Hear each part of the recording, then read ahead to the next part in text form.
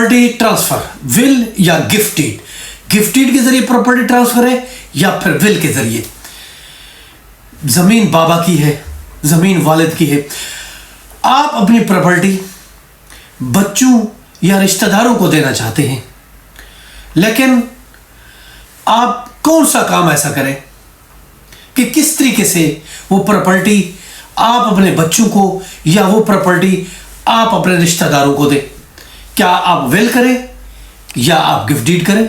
आज हम आपको दोनों ऑप्शन की पूरी तफसीर आपके सामने, डिटेल आपके सामने रखेंगे, उसके रिस्क, उसके कॉन्सिक्वेंसेस, उसकी कॉस्ट और उसका जो बेनिफिट है वो पाकिस्तान के कानून के साथ। मैं मोहम्मद इकबाल खान, एडवोकेट। देखिए, अगर हम बात करते हैं विल की, विल जो है कब ट्रांसफर होती है? विल याद रखें, मौत के बाद जब कोई विल बना के जाता है, वसीयत बना के जाता है, तो उसकी डेथ के बाद उस प्रॉपर्टी की ट्रांसफर होती है। सॉरी। जबकि गिफ्ट डीड की बात करें तो गिफ्ट डीड जिंदगी में ही फौरन उसी वक्त ट्रांसफर कर दिया जाता है। अगर हम रिवोकेबिलिटी की बात करते हैं तो जो विल है, वसीयत है, वो किसी भी वक्त तब्दील की जा सकती है। जब तक इंसान जिंदा है, वो अगर चाहता है तो कभी भी किसी भी वक्त उस विल को वो चेंज कर सकता है, उस विल को वो बदल सकता है। जबकि गिफ्ट डीड जो है वो जनरली तौर पर इररिवोकेबल होता है, वो रिवोक नहीं हो सकता, क्योंकि एक दफा दी हुई, गिफ्ट में दी हुई चीज कभी वापस नहीं होती। अगर हम कॉस्ट की बात करते हैं, जो वसीयत है ये लो कॉस्ट है, कम खर्चा इस पर आता है वसीयत पर। अगर हम बात करते हैं गिफ्ट डीड पर, ये है इस पर बहुत ज्यादा स्टैंप ड्यूटी लगेगी कि इसकी रजिस्ट्रेशन करानी पड़ेगी, यानी खर्चे के हिसाब से वसीयत कम खर्चे वाली चीज है और गिफ्ट डीड ज्यादा खर्चे वाली चीज है। अगर हम बात करते हैं, चैलेंज की बात करते हैं, देखिए जो वसीयत है वो उसको जो है साफ ज़ाहिर अपने नाम जब कराई जाती है तो probate, letter of probate court से लिया जाता है, तो उसको कंटेस्ट करने के लिए भी सम टाइम लोग आ जाते हैं। जब लेटर ऑफ प्रोबेट लेते हैं तो उसको कंटेस्ट किया जा सकता है। अगर हम बात करते हैं, यानी चैलेंज की जा सकती है वसीयत को। अगर हम गिफ्ट डीड की बात करते हैं, ये आमतौर पर चैलेंज नहीं होती, लेकिन कुछ ग्राउंड्स पर ये भी चैलेंज हो सकती है, जैसे फ्रॉड है या कहते हैं एंडियो इन्फ्लुएंस था, प्रेशर था, तो इस बुनियाद पर भी चैलेंज की जा सकती है। अगर हम बात करते हैं, टैक्सों की बात करते हैं, तो देखिए विल पर कोई टैक्स आयद नहीं होता, और अलबत्ता कुछ कंट्रीज में इनहेरिटेंस टैक्स लागू हो सकता है।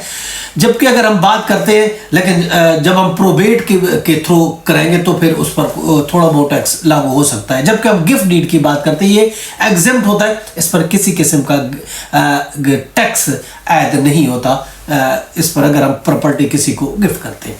अगर हम बात करते हैं लीगैलिटी की बात करते हैं, किस तरीके से ये इसको ड्राफ्ट किया जाता है, देखिए विल एक सिंपल सी चीज है, आम सी सादा सी चीज है, उसको हम ड्राफ्ट कर सकते हैं। जबकि गिफ्ट डीड एक स्ट्रिक्ट उसको कंप्लायंस किया जाता है, उसकी फॉर्मेलिटी है, उसको रजिस्ट्रार के पास रजिस्टर्ड किया जाता है। ये बात हो गई एक सीधा। अगर हम बात करते हैं विल के बेनिफिट की बात करते हैं, देखिए विल का बेनिफिट ये है कि ये इंसान के अपने कंट्रोल में होता है, कभी भी किसी भी वक्त इसमें चेंजिंग भी कर सकता है, और प्रॉपर्टी भी उसके अपने हाथ में रहती है। जबकि अगर हम बात करते हैं, इसके अलावा ये चेंज की जा सकती है किसी भी वक्त, और इसके अलावा इसका बेनिफिट ये है कि ये विल जो है एक से ज्यादा रिश्तेदारों में, लोगों में हम उसको बांट सकते हैं, दे सकते हैं। और इसके अलावा दूसरा बेनिफिट चौथा ये भी है कि इस पर लागत कम आती है। अगर हम इसके नुकसानात की बात करते हैं वसीयत की, तो इसमें उस वक्त तक ये काबिल अमल नहीं होती जब तक हम कोर्ट से लेटर ऑफ प्रोबेट ना ले लें। इसके लिए लेटर ऑफ प्रोबेट लेना जरूरी होता है। एक तो ये नुकसान हो गया, दूसरा ये है कि आसानी के साथ इसको चैलेंज किया जा सकता है, क्योंकि हम जब लेटर ऑफ प्रोबेट लेंगे तो उसमें वो चैलेंज हो सकती है। बाकी इसका नुकसान ये है कि ये ट्रांसफर डिले होती है, बहुत देर होती है, मौत के बाद जाके उसका इस पर अमल दरामद होता है। और इसके अलावा इसमें कोर्ट की इन्वॉल्वमेंट भी होती है। वसीयत डायरेक्ट अमल नहीं कराया जा सकता, वसीयत पर अमल करने के लिए पहले हम कोर्ट में जाते हैं, कोर्ट के तो लेटर प्रोबेट लेते हैं, फिर जो है उसके मुताबिक अमल कराया जा सकता है। अगर इसी तरीके से अगर हम बात करते हैं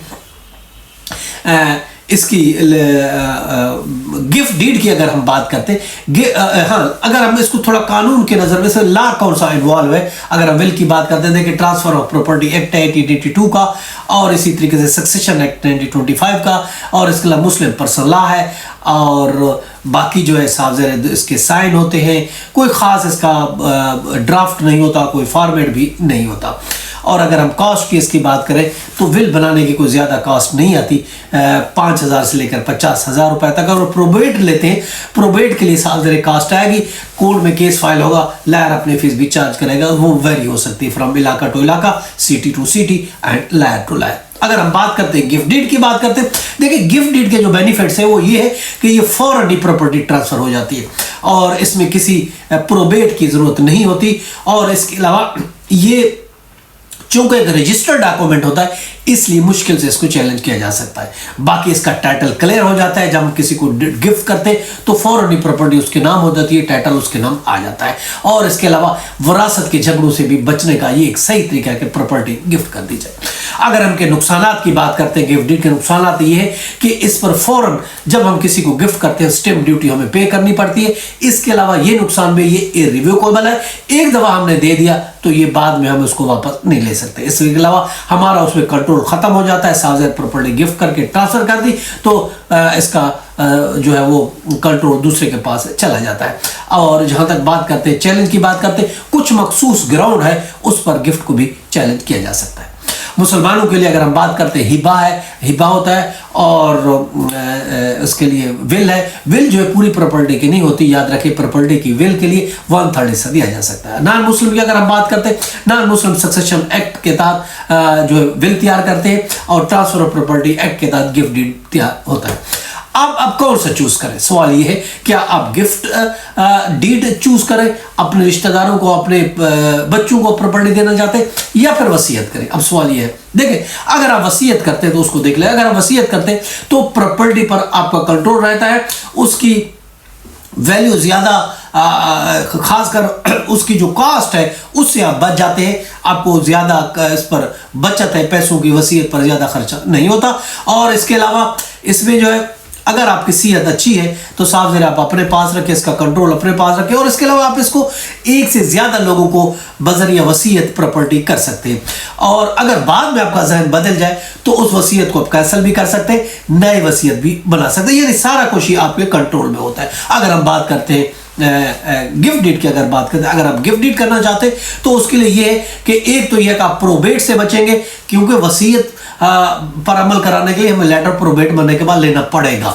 जबकि अगर हम गिफ्ट करते हैं तो एक तो आप प्रोबेट से बचेंगे, और इसके अलावा जिसको आप दे रहे हैं प्रॉपर्टी फौरन ही उसको मिल जाएगी, टाइटल क्लियर हो जाएगा, और मुस्तकबिल के जो फ्यूचर के फैमिली झगड़ों से भी आपको नजात मिलेगी। समटाइम ऐसा होता है इंसान की डेथ के बाद सारे लीगल आपस में लड़ते हैं, कोई कहता है मेरा इतना ज्यादा हिस्सा है, कोई कहता है इतना हिस्सा है, तो इस चीज से भी आप बच जाएंगे। और हाँ, अलबत्ता ये है कि आपको स्टैम्प ड्यूटी उसी टाइम अदा करनी पड़ेगी, और इसके अलावा आप अपनी मर्जी से किसी को बेनिफिशियरी भी बना सकते हैं।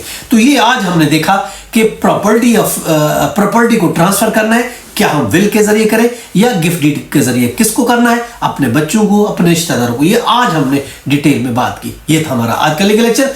इसके साथ मुझे मोहम्मद इकबाल खान एडवोकेट को इजाजत। कल फिर मिलते हैं। अपना और अपने गिरदरों का बहुत ख्याल रखिएगा। अगर कोई क्वेश्चन है तो आप नीचे कमेंट्स में क्वेश्चन हमसे कर सकते हैं। इजाजत, फिर मिलते हैं। अल्लाह हाफिज।